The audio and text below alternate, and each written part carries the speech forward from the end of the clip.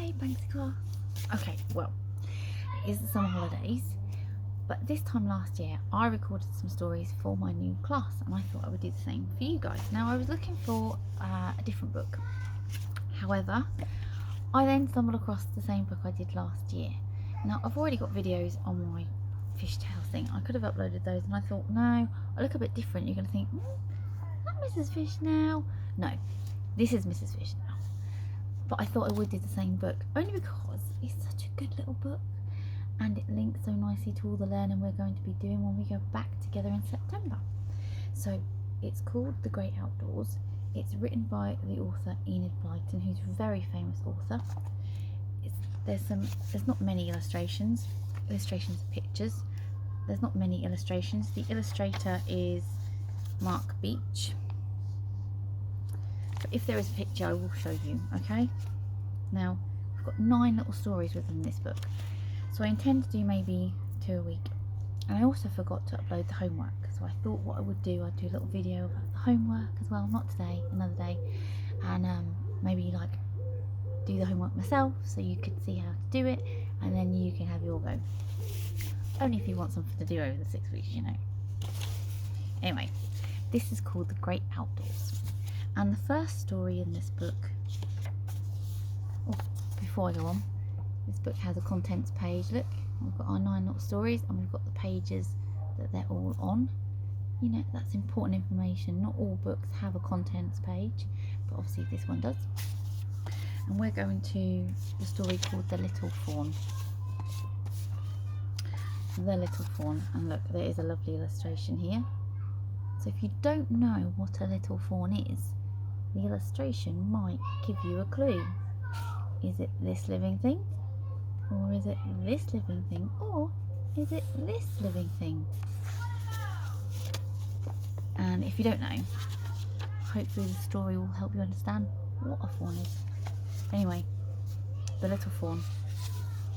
For days, the sun had shone from a cloudless sky, and the oak leaves hung dry and dusty on the tree. The poppies flaunted their red frocks at the fieldside, throwing off their tight green caps in the early morning and flinging down their red petals at night, as if they really were just too hot to wear anything at all. I love that imagery. That's so good, isn't it? It's almost like the flower is real, whipping its petals off because it's so hot, when actually, why is it dropping its petals? What happens when it's so hot? Have a think. Do this, see, I like talk about it and then I miss my spot, so just bear with me and I'll find where I was. Got it. Butterflies of all kinds came to the pink and white bramble flowers on the hedgerow, and wasps and bees hummed from the dawn to dusk. The hedgerow was thirsty. The grass beneath was parched and brown. Everything wanted the cool rain. The pond water fell lower and lower, and the fish all became very anxious. What would happen if they had no water to swim in? The moorhens talked of going to the big river, but they were so fond of the little pond and they wanted to stay. And then, late one afternoon, the rain finally came. Great purple-black clouds sailed up from the southwest and covered all of the sky. It seemed very dark after the brilliance of the summer sun. Then, suddenly a flash of bright lightning tore the sky in half and startled the birds. And the startled birds flew to the hedge for shelter. Almost at once there came a loud peal of thunder that rolled around the sky and sent the young rabbits scampering back to their burrows in fright. And then, what a downpour! First came the big drops that made wide round ripples on the pond and set the oak tree leaves dancing up and then down. Then came a deluge of smaller drops, beating down faster and faster. The old toad crawled out from his stone and lay in the rainstorm, his mouth opening and shutting in delight as he felt the rain trickling down his back. Then crowds of young frogs jumped out of the pond and hopped to the ditch for joy.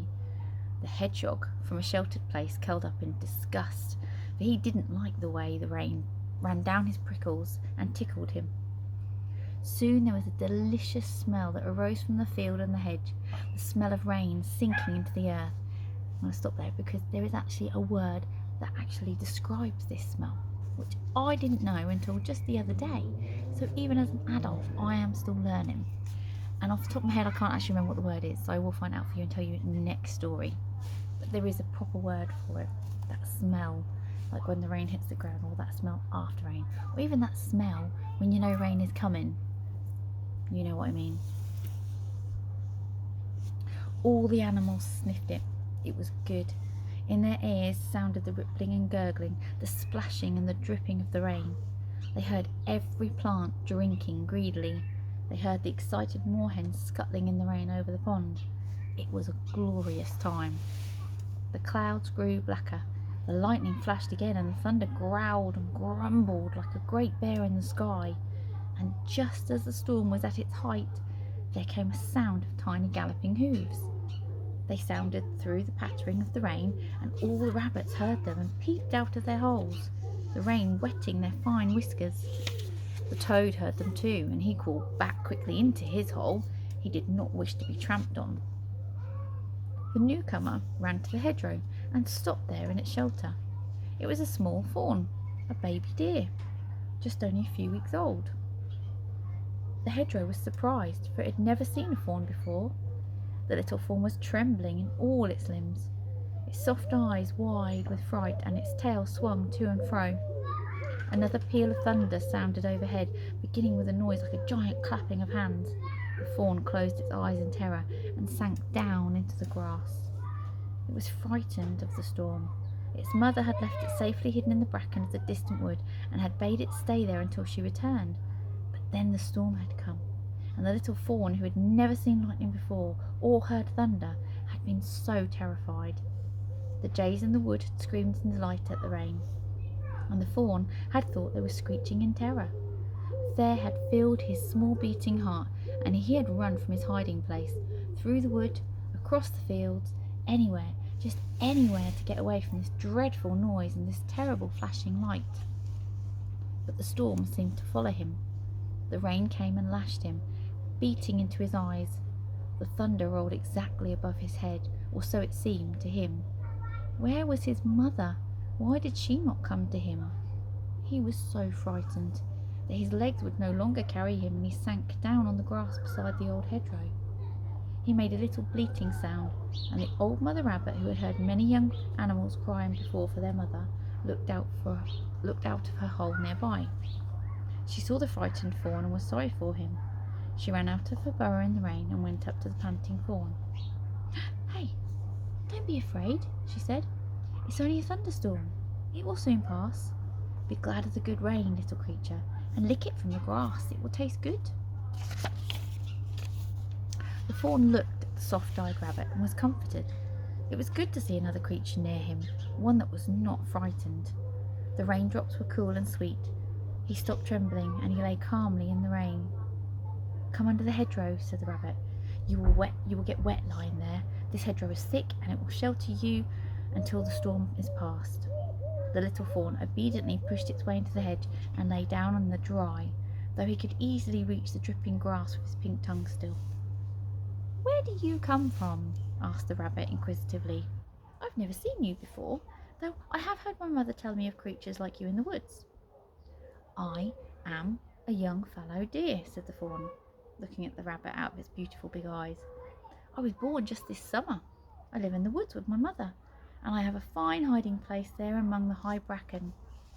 There is no bracken here, or I would show you how well I can hide underneath the big green fronds." Bracken is good for hiding in," said the rabbit. "Where are your antlers, little fawn? I thought that deers had antlers growing out from their head." "I have none yet," said the fawn, "but next year they will begin to grow. They will look like two horns at first, but in the second year they will grow more like antlers, and every year they will grow bigger and bigger until I am full grown and show great antlers, such as I have seen on my father's head." "Surely those big antlers are a nuisance to you in the woods," said the rabbit in surprise. "Don't they catch in the tree branches as you run?" "No," said the fawn. "We throw our heads backwards as we run, and then the antlers lie along our sides and do not catch on anything. Also, they protect our bodies from scratches or bruises we might get as we run through the trees and bushes." "My mother has no antlers, but she had told me that I shall grow some soon. Do you wear them all year round? Asked the rabbit. Oh no, said the fawn. They drop off in the springtime, and then I grow again in a few weeks. They'll grow on my head. I have these 2 little bumps, and it's from these that I shall grow my antlers each year. My father has wonderful antlers, very large and spreading, and they show what a great age he is. But he will drop his antlers next springtime, and they will have to grow again from the knobs on his forehead. That is what my mother has told me. How strange, said the rabbit in astonishment, looking at the little dappled fawn as he lay under the hedge. What do you eat, little creature? Oh, I eat grass and toadstools and the shoots of young trees, said the fawn, beginning to feel hungry. And I often eat the bark of trees. I should like something to eat right now. Well, there are some turnips in the field on the other side of the hedge, said the rabbit. Would you like some? The fawn did not know what turnips were, but he jumped to his feet and he followed the rabbit, squeezing himself through the hedge. The storm was over now, but the rain still fell gently. The thunder was muttering far away over the hills, but there was no longer any lightning. Blue sky began to appear between the ragged clouds, and once the sun peeped through, all the hedgerow was hung with twinkling raindrops, and the oak tree shone brilliantly, for every one of its leaves had been well washed by the rain. The fawn slipped into the turnip field and began to nibble at the young turnips. They were so delicious. When he had eaten enough, he went back to the hedgerow, and the rabbit followed him and told him that he should go back to the woods, for his mother would be anxious about him. And at that very moment, the blackbird in the tree above sent out an alarm cry. Caw-caw, caw-caw, beware, here comes a strange enemy. Every animal scuttled back to its hole, and all the birds flew to the topmost of the branches. The little fawn stood up and smelt the air. Suddenly he made a strange welcoming sound and rushed up to the newcomer, for it was his mother, a big well-grown deer with soft eyes and small neat feet with cloven hooves. She nuzzled her fawn in delight. She'd missed him from his hiding place and had come to seek him out. Come, she said to him. You should not have run away, little fawn. Enemies might have seen you and captured you. You are safe under the bracken in the woods. But a loud and flashing enemy came, said the fawn, rubbing himself against his mother lovingly. I was so afraid. That was only a storm, said his mother. They're good turnips over there in that field, said the little fawn. I've just eaten some. We will stay under this hedge until dark, said the deer. Then we will feast on the turnips before we return to the woods. Let us find a dry place. Under the thick ivy was a big dry patch, for the ivy leaves made a dense shelter there. The deer lay down with her fawn beside her, and they waited until evening came. They lay so quiet that none of the hedgerow folk feared them, and little mice, the hedgehog, and the toad all went about their business just as usual. After they'd fed on the sweet turnips, the little fawn called goodbye to the old rabbit, who had been so kind, and then in the soft blue evening time, the two trotted back to the woodlands. Come again, called the rabbits, who liked the gentle deer. Come again and share our turnips. And that's the end. But a short story, but a very knowledgeable one, because just from this short story, we know what time of year that deers lose their antlers. We know what antlers show in a deer, and we also know what living things need to survive. It's a good little story. Our next story is called The Blue Visitor. Again, there's a lovely little illustration which might give you a clue as to what you think the blue visitor might actually be.